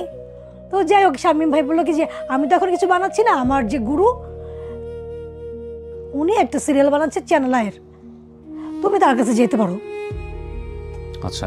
তো হচ্ছে তা আমি না, আমি যাবো কি যাবো না, আমি আবার জবে ঢুকলে এরকম হবে বা এরকম হবে।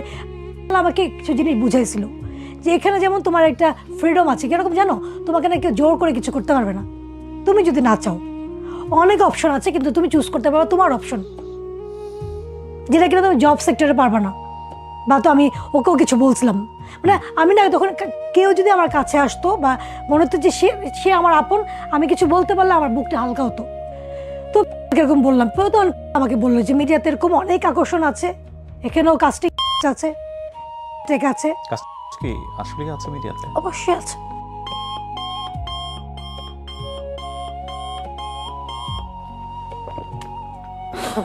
সিরিয়াসলি? আপনি যাদের নাম বললেন এরা? বোথ। মাই গুডনেস, ভূমিকম্প যে কোন লেভেলে হবে এটা যদি আনকাট আমি প্রচার করি, আর আমার এডিট করার পরে এটা আরো 5বার 5 জনকে দেখাইতে হবে ক্লোজ ডোরে। My goodness, unbelievable. আমার ক্যারিয়ার তো কত বছরের, প্রায় 19 বছরের, মানে আমি কখনো শুনি নাই আসলে। দেন হচ্ছে আপনার ভয় লাগতেছে না যে আপনি এত সবকিছু বলে যাচ্ছেন ক্যামেরাতে? আমার না সত্যি কি, আমার না এখন না কোনো মৃত্যু বা কোনো কিছু ভয় লাগে না, আমার কোনো পিছুটান নেই। আমি না এই 42-43 বছর, 42 কিন্তু আপনার নামে তো মামলা করে দিবে এরা যদি এই ধরনের গল্প কোথাও গিয়ে আপনি যদি মামলা করে। যখন একটা মেয়ে কখনো কিছু বলে, মিথ্যা বলে না, আমার কাছে কোনো প্রমাণ নেই। নিজের ইজ্জত নিয়ে কেন মিথ্যা কথা বলবে? মানে আমার তো কোনো দরকার নেই তাদেরকে খারাপ বলা, কেন? তারা তো আমার কোনো শত্রুতা আমি করে নাই। আপনার ইচ্ছার বিরুদ্ধে যদি কিছু করে সেটা অবশ্যই দেন হচ্ছে গেলাম অফিসে, পরে বললো যে আমার তো আসলে সব কাস্টিং হয়ে গেছে, সব মেয়ে সুন্দরীদের নিয়ে আরেকটা প্ল্যাটফর্ম ছিল, বিনোদন বিচিত্রার আরেকটা প্ল্যাটফর্ম, ওখান থেকেও কিছু মানে এই বিষয়গুলো কি আপনাদের যারা খুব ক্লোজ তারা কি এই বিষয়গুলো জানে? মানে খুবই জানে অনেকে। বললাম তো যে এখন যেমন আমাদের আপু এরা এখনো কিন্তু তারা এই যে ইন্টারভিউ দেয় যে ওই পরিচালকের সাথে ওই নায়িকার ছিল দেখে সে কাজ পায়নি। তারা দুজনে এত সফল, বাংলাদেশ বিশেষ আপু বাংলাদেশ ইন্ডিয়া সব জায়গায় সফল, এবং বাংলাদেশ সব নাম করা ডিরেক্টর সে কাজ করছে। সে তারপর রিসেন্ট যে ইন্টারভিউতে সে বলছে যে ওই ডিরেক্টরের যদি আমি ফ্রেন্ড হইতাম বা কিছু হইতাম আমি আরও ভালো সুযোগ পাইতাম। তারা যখন বলে এত সফল হওয়ার পরে এবং এত ভালো ভালো কাজ করার পরে তাদের যদি ভিতরে ক্ষোভ থাকে, তার মানে কি?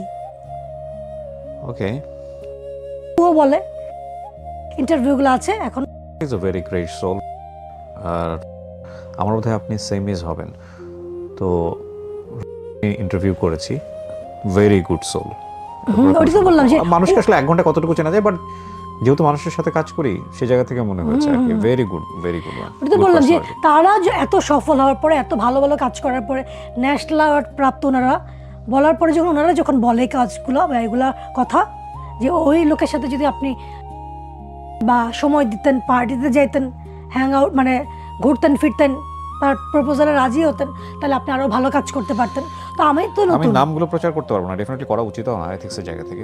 না আমি নামগুলো দরকার নেই, আপনি বলে যান, সমস্যা নেই। দিকপাল বিগেস্ট ওয়ান, এবং এটার মানে এটা যেটা করতে হবে যে এটার এডিটেড পার্ট প্রচার হওয়ার পরে রটাকে একদম ভ্যানিশ করে দিতে হবে, বাংলাদেশে কেউ কখনো খুঁজে না পায়, বা আমাকে ব্ল্যাকমেল করে যাতে রটা বের করতে না পারে। কারণ আপার তো আসলে ভয়টয় কিছু নাই, কিছু না, আমার তো অনেক কিছু ডান, তো আমার তো কিছুটা হলো ভয়টয় আছে। আপনার ভাই মেয়েদের জন্য হলে বাঁচতে হবে ভাই আপনাকে।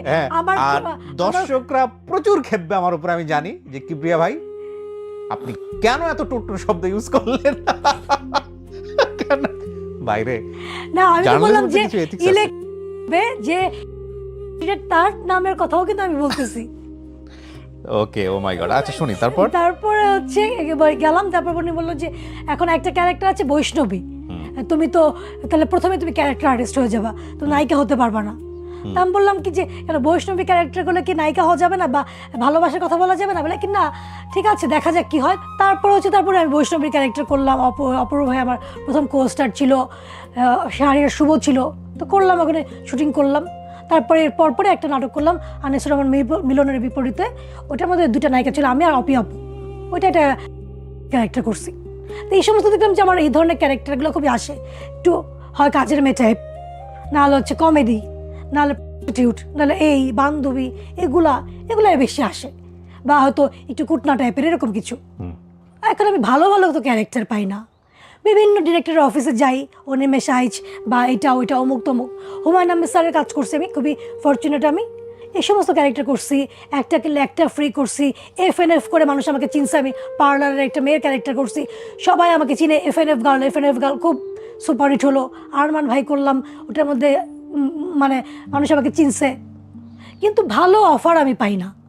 বিভিন্ন জায়গায় যেতে বলে যাই, কিন্তু বেশিরভাগই ইনডেসেন্ট প্রপোজাল আমার কাছে আসতো, যে হচ্ছে ওখানে কেউ ফোন দিলে এখানে চলে আসো, এখানে আসলে এখানে অনেক ডিরেক্টর আছেন, অনেক প্রডিউসার আছে, যদি পরিচয় হয়েছে তাহলে কাজ পাবা, ঘরে বসে থেকে ফোন করলে কাজ পাবা। মানে পরিচয় বলতে তো আলটিমেটলি দিন শেষে ওগুলাই। হ্যাঁ, মনে করে আমি তার কথা রাজি হলাম, হ্যাঁ তার কথা আমি, সে যা বললো তার সাথে আমি একটা টাইমে কোয়ালিটি টাইম স্পেন্ড করলাম, ঠিক আছে। তো এটা টাইমের নাম হচ্ছে কোয়ালিটি টাইম। হ্যাঁ, এটা কেমনে কোয়ালিটি টাইম হয়? এটা তো গজবি টাইম হওয়ার কথা। ওকে, আচ্ছা। তো সে এইটা করলে যে আমাকে যে কাজই দিবে, হ্যাঁ কাজ যে আমি পাবো তার তো কোনো শিওরিটি নেই। কালকে যেমন দেখলাম আপনার মতো আউটস্পোকেন মানুষ যে আমার সামনে এসে ধরেন এগুলা বলতেছে, আপা যদি কোনো সময় ইমোশনালি ধরেন আপার যে কথাগুলা এগুলা যদি অন্য কোনো ধরনের কেউ পায়, তার জন্য তো এটা $1 মিলিয়ন কেক। এটা ছেড়ে দিয়ে সে ইন্ডাস্ট্রিতে আগুন ধরাই দিবে। এবং আমি আপনাকে সাজেস্ট করবো আপা না বলাটাই বেটার আর কি। না আমি কোনো জায়গায় কখনো বলি নাই, বলাটাই দিস দ্য ফার্স্ট টাইম আমি এত কিছু এক্সপ্রেস আমি আপনার সামনে করছি। বাট আমার মনে হয় But- আপনার এই ভিডিওটা তাদের জন্য ভয়ের কারণ, কারণ তারা তো জানে কারা কারা এসব কাজ অপরাধ করেছে। So তাদের জন্য ভয়ের কারণ। ভাই আপনারা সবাই সতর্ক হয়ে যান। অনেক মেয়েরা আছে যেগুলো খুব ওয়েল মানে হ্যাঁ রিসিভ করে। একদমই নর্মাল এটা। আমি বিদেশে গেছি ঘুরতে বা আমি এর সাথে টাইম কাটাইছি, আমি এই অমুকের বিপরীতে আমি নায়িকা হয়েছি বা এই ক্যারেক্টার করছি, তারা খুব প্রাউডলিও বলতো কিছু মানুষ। ওকে, এটাও এরকম মানুষ আছে শুনছি, ভালো তো আছে, দেখি না, চেষ্টা করি না, খারাপ যে লাগতেছে তা না, আলতু ফালতু ক্যারেক্টার করতেছে তাও ভালো লাগতেছে। কিছু ভালো মানুষের সান্নিধ্য আমি পাচ্ছি, সবাই যে খারাপ তা না। কিন্তু এখানে আমার বড় বড় সিনিয়র যারা ছিল খুব আদর করছে আমাকে, খুব ভালোবাসতেছে। আবার যেমন অনেকে বলতেছে যে তুমি কি লেখাপড়া জানো? আমি বলি, হ্যাঁ জানি। তুমি কেন এখানে আসছো? এখানে তোমার ভয়েস ভালো, সার্চ করো, জব সার্চ করে জবে ঢুকো, তোমার ভয়েস নিয়ে তুমি কিছুই করতে পারবে না, এরকম ফালতু ক্যারেক্টারই করবা, এক সিনের ক্যারেক্টার বা 2 সিনের ক্যারেক্টার, তো কিছু তো হতে পারবে না। তুমি বরং লেখাপড়া করে নিজে ভালো কিছু হও। পরে করতে করতে আজকে আমি 17 বছর আপনার সামনে বসে আছি। 17 বছর, এই মার্চ মাসে 18 বছরে পা দেবো মিডিয়ার জীবনের। কালকের কথা জানি না, এটাই আপনার রুটি রুজি। এটা ছাড়া আর কোনো রুটি রুজি নাই। তো তারপরে যে আমাকে বলেছিল যে এই কথাটা, সে আমাকে জয়পতি কন্যার মন দেখে সে আমাকে ফোন দিয়ে একদিন বলছিল, রিমু আমাকে মাফ করে দিস, এত ভালো তুই করছিস। আমি ঢাকা থিয়েটারে অভিনয় করি, এখনো পর্যন্ত টিভিতে এই নাটকটা কখনো আসে নাই। তিশার চেয়ে তুই খারাপ করিস না, বরং অনেকাংশে তুই তিশাকে ছাপাই গেছিস। মঞ্চনাটক না, জয়বতী কন্যা। জয়পতি কন্যা মানে প্রথম, এটা কোনো টেলিভিশন চ্যানেলের প্রথম নাটক হিসেবে গিয়েছে। এতদিন এর আগে পর্যন্ত মঞ্চেই হতো। ওকে, তা আমার সাথে হচ্ছে, আমি জন্য বললাম যে এরকম অনেক অপশন আপনার জীবনে আসবে, অনেক রকমের অপশন। যখন দেখবে যে আপনি পিছনে আপনার কেউ নাই, তখন তো আরও যে মেয়েকে যা ইচ্ছা তাই করা যায়, কিছু বলা যায়, প্রোটেক্ট করার কেউ নাই। আর আমি তো হাবার মতো করে কাঁদতাম, আমার ভয়েস নিয়ে কাঁদতাম। তো একদিন আমি খুব কাঁদছি একটা ডায়লগে, আমি খুব মানে আমি মনোযোগই দিতে পারছি না। তখন আমাদের পাভেল ভাই, আবুল কালাম আজাদ, সে বলতে চাই মেয়ে তোমাকে কয়দিন ধরে আমি দেখছি তুমি কাঁদো কেন, কিসের জন্য? তো আমি বললাম কি ভাইয়া, সবাই আমাকে যে ভয়েস নিয়ে এরকম বলে, তো আমি যে জব করবো, জবের তো এখন মামা চাচা ছাড়া জব হয় না। আর আমার জবের কিছু প্রিভিয়াস এত বাজে এক্সপিরিয়েন্স আছে যে আমার না জবও না ভয় লাগে। আর কেউ যদি তোমাকে বলে যে হচ্ছে তুমি গলার ভয়েসের নিয়ে, তুমি বলবে যে আপনার এমন কি আছে 10 জনের মধ্যে আপনাকে আলাদা করতে পারবে, তুমি এটাকে তোমার মানে মানে এটাকে তুমি ব্যর্থতা বা এটাকে তুমি ছোট না ভেবে এটাকে তুমি আগায় যাও, দেখো না কি হয়। ফাইট তো করতেছো, দেখো। হ্যাঁ, ক্যারেক্টার আর্টিস্টের সমস্যা কি? আমি কি নায়ক হয়েছি? আমাকে তো পাভেল আবুল কালাম আজাদ প্রাচ্য নাটের গুরু বলে আমাকে এটুকু। আর হচ্ছে আমি যে ক্যারেক্টারগুলো করি সেগুলো তো আমি ক্যারেক্টার আর্টিস্টই করি, আমি তো ক্যারেক্টার আর্টিস্ট, আমি তো নায়ক করি না, যেটা কিনা অপূর্ব বা জাহিদ ভাইরা করে, সাব্বির ভাইরা করে, বা চঞ্চল ভাইরা করেন, মোশারফ ভাইরা করেন, আমি তো সেগুলো করি না। তো so character Trapa Majumdar character artist, সে তো নায়িকা না। অনেক ভালো ভালো উদাহরণ কিন্তু আছে। এর মধ্যে হচ্ছে যেটা বললাম যে আমার ওই যে মডেলিংয়ের অনেক জায়গা থেকে ছবি টবি হলো, তো হচ্ছে একটা লোক আমাকে ফোন দিল যে আপনার ছবি আমার কাছে আসছে। তার অফিসে গেলাম, বললো যে আমি তো এখানে ফুড কোম্পানি, অনেক রকমের প্রোডাক্ট আপনাকে মডেল বানাবো বা আপনাদের আমার ব্র্যান্ড অ্যাম্বাসেডার বানাবো, এরকম বলে রাত্রিবেলা করে ফোন দিত আমাকে, কবিতা আবৃত্তি করতো এরকম।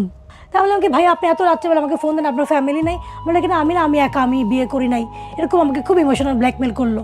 সে বললো যে আমার বিদেশ খুব যাওয়ার ইচ্ছা, সে লোকটার। আমি বাংলাদেশে বেশি দিন থাকবো না, আমি চলে যাবো বিদেশে। নাটকের মধ্যে যেমন আমার মধ্যে একটা হতাশা আসলো যে ভয়েস নিয়ে তো আসলে এত মানুষ প্রবলেম। আবার অনেক নাটক থেকে নায়িকারা বাদ দিয়ে দিছে। কক্সবাজারে শুটিং করতে গেছি, মারামারি হয়েছে আমার চেহারা ক্যামেরা ফেস সুন্দর দেখে, তার থেকে আমার বেশি ক্যামেরা ফেস সুন্দর কোনো ডিওপি বলছে। সিনেমাতে আমি তো বাদই পড়ে গেলাম, ভয়েস ভালো না, লম্বা না। তো হচ্ছে সে লোকটার সাথে আমার মনে হলো কি যে তার সাথে আমি মিট আপ করলাম, সেরকম তার নিজের জীবনের একা কথা বলতো। তাই আমি ভাবলাম কি যে উনি যেহেতু বিদেশ যেতে চায়, তাহলে আমি যদি ওনার সাথে করি, তো অনেকের কাছে শুনছি যে কন্ট্যাক্ট ম্যারেজ করা যায় বা এই।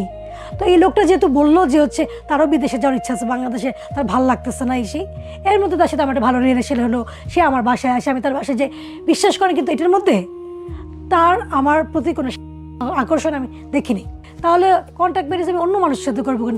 এই লোকের তো দেখলাম যে কোনো আকর্ষণ নাই বা এরকম কোনো কিছু নেই। সেও চায় যে দুজনে যদি আমরা বিয়ের সাথে করি তাহলে হচ্ছে বিদেশে গেলে ওয়েল, যেহেতু এখন আগেকার যুগের টেলিফোনের বিয়ে অ্যাকসেপ্টেবল না, এখন দেখাতে হয় যে তোমার বিয়ে করছো, অনুষ্ঠান করছো, ছবি থাকতে হয়, প্রমাণ থাকতে হয়, কাবিন দেখাতে হয়।